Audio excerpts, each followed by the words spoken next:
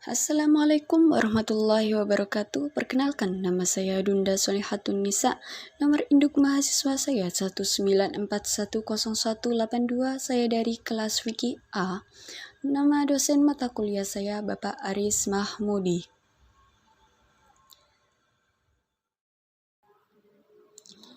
Habib Salim Asy-Syatiri Yaman, nama familiar beliau adalah Habib Salim, lahir di kota Tarim, Hadramaut pada tahun 1359 Hijriah, putra dari Habib Abdullah bin Umar dan Nur binti Umar.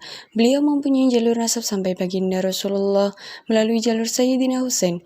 Beliau wafat di usia 80 tahun pada 16 Februari 2018.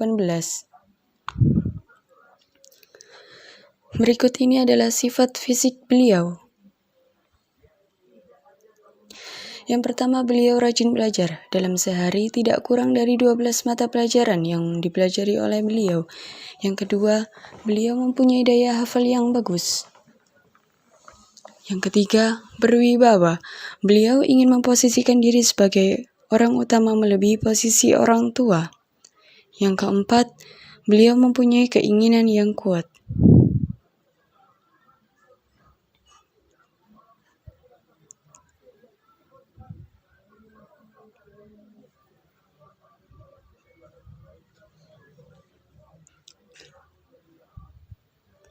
Selanjutnya, sifat akhlak beliau. Yang pertama, beliau rajin beribadah. Setiap bulan Ramadan, beliau menambah sholat malam 100 rakaat setiap malamnya. Yang kedua, beliau adalah sosok yang bersemangat dalam memperdalam ilmu agama. Yang ketiga, sholih. Beliau terkenal sebagai seorang ulama yang sholih. Yang keempat, beliau selalu antusias dalam hal ilmu agama.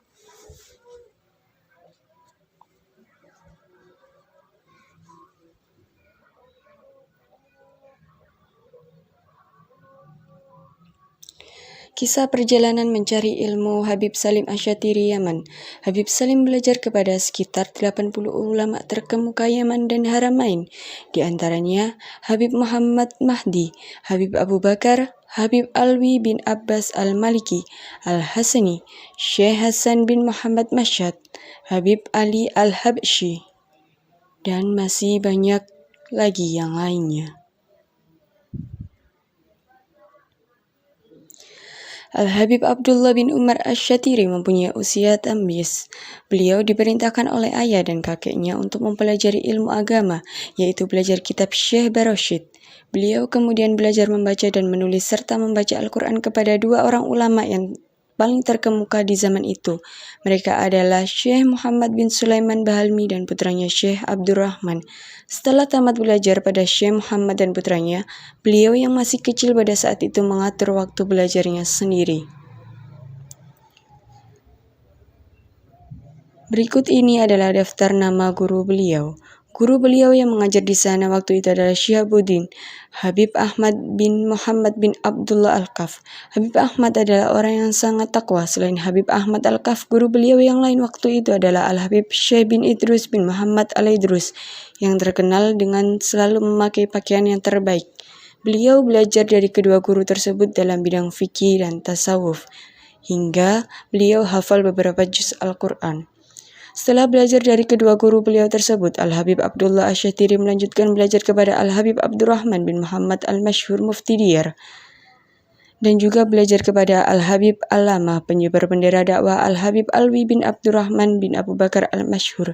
Selain itu, beliau juga mempelajari dari para ulama yang tinggal di kota Tarim, seperti ilmu-ilmu fikih, tafsir, hadis, tasawuf, dan yang lainnya. Berikut ini adalah daftar nama guru beliau. Yang pertama, Habib Muhammad Al-Mahdi. Yang kedua, Habib Abu Bakar. Yang ketiga, Habib Hasan bin Abdullah Asy-Syatiri. Yang keempat, Habib Alwi bin Syihabuddin. Yang kelima, Habib Ja'far bin Ahmad Al-Aidrus.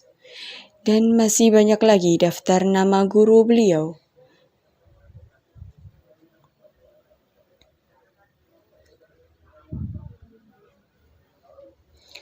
Berikut ini adalah karya dan prestasi beliau. Yang pertama, beliau adalah pengasuh Rubat Tarim yang mempunyai sekitar 500 santri lebih. Yang kedua, beliau menjadi guru dan khotib di Masjid Habib Abu Bakar Al-Adni bin Abdullah Al-Aidrus. Dan masih banyak lagi karya dan prestasi dari beliau.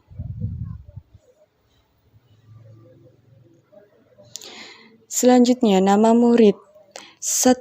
Habib Abdul Qadir bin Ahmad bil Faqih.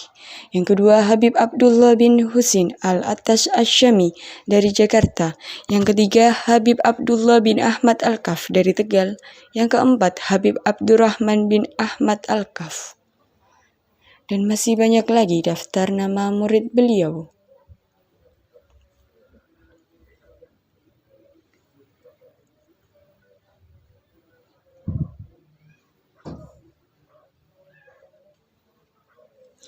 Selanjutnya adalah kontribusi beliau untuk agama Islam.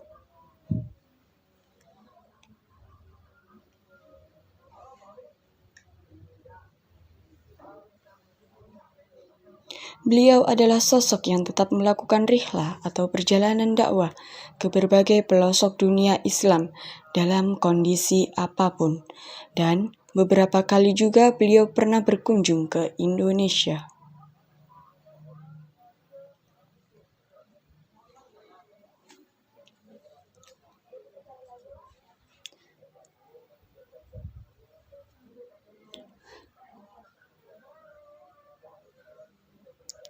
Selanjutnya adalah kisah inspiratif dari beliau.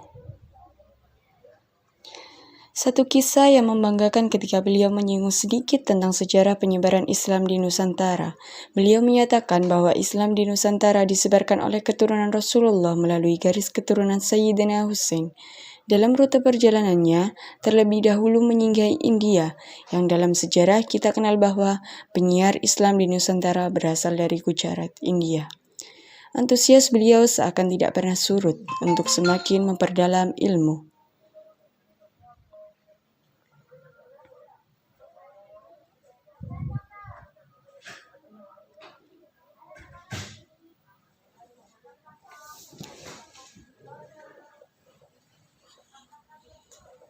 Baik, itu saja penjelasan dari saya.